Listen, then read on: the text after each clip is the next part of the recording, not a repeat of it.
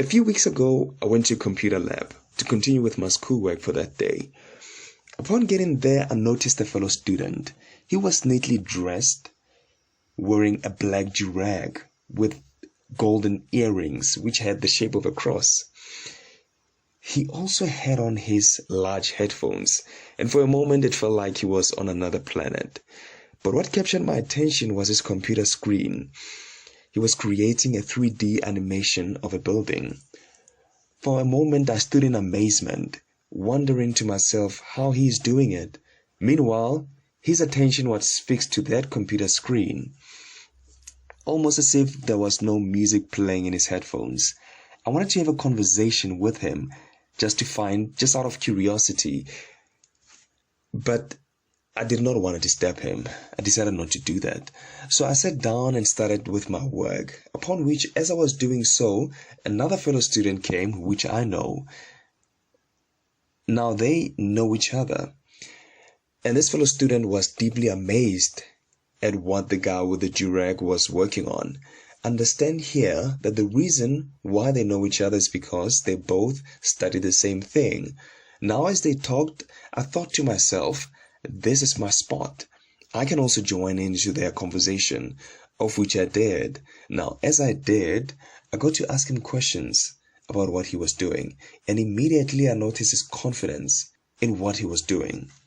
He said to me that he can animate anything, and I thought that was impressive. And you could see in his eyes the passion that he had for what he was doing.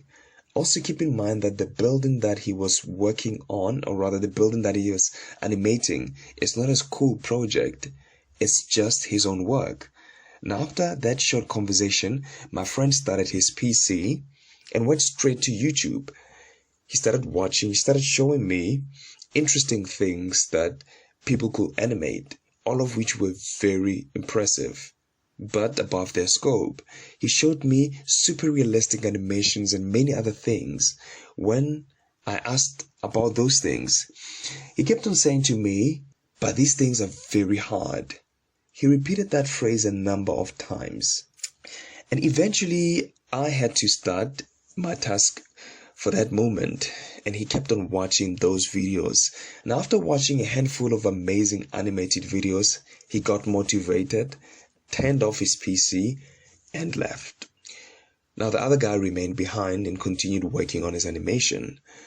This experience got me thinking and led me to realize that there's a difference between productivity and stimulation. My name is Shiko Matlala and welcome to the Time series. This is episode 8, and today we will be discussing about productivity over stimulation.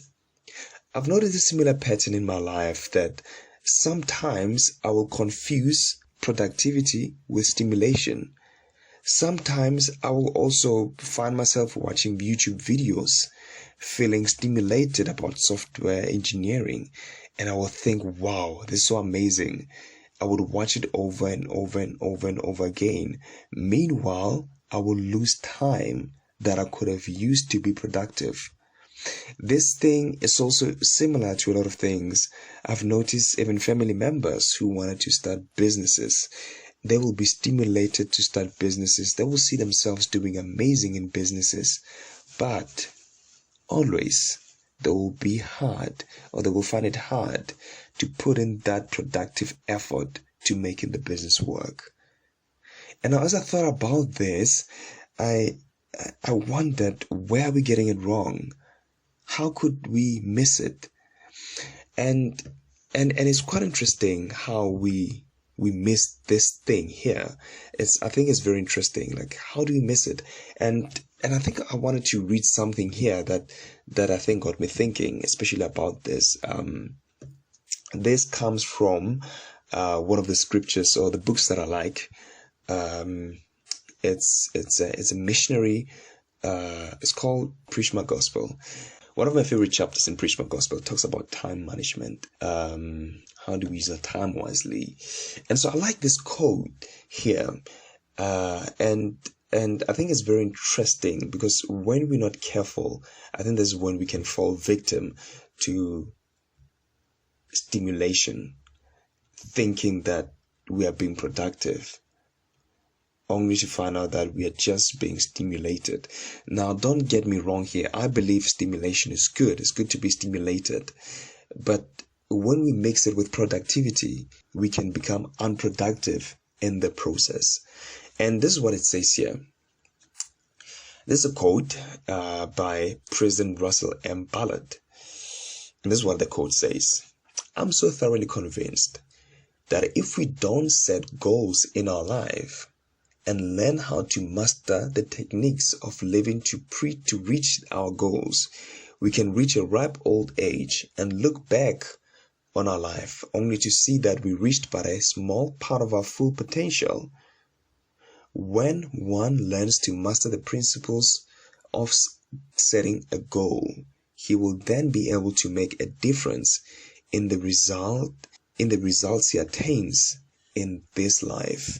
And I like this quote here, that normally when we get stimulated and we're not being productive, that could be as a result of not setting goals. And it also goes back, I feel like these lessons here are repetitive, because I remember at one point we started to learn that we should not be tossed to and fro by every wind of doctrine. And now those winds of doctrine can be these stimulating things, they can be these stimulating these motivational videos. We can watch a lot of those things the whole day, feel pumped up, but only do a little bit of work. Whereas it should be the opposite. These motivation videos and these stimulating things should not take most of our time more than productivity. And so I don't want to take a lot of time from this. But in closing, I wanted to look at something. I wanted to share something that was very interesting here. And this is a book from Helaman, from the Book of Mormon. And this is the prophet, whose prophet is this? Okay, I'm gonna just find him now. This is Samuel, the prophet Samuel. And this is what he says. And I liked what he said here, and I feel like it applies a lot to us in knowing, because he says here, and now remember, my brethren, that whosoever perisheth unto himself, and whosoever doeth iniquity doeth it unto himself. For behold, ye are free, ye are permitted to act for yourselves. For behold, God hath given unto you a knowledge, and he hath made you free. And I like this part here where he talks about knowledge. And this is what he says when he expounds more about this knowledge. He says, he hath given unto you that you might know good from evil. And now it may sound like I'm saying stimulation is evil, but not necessarily. But too much of something can actually be bad.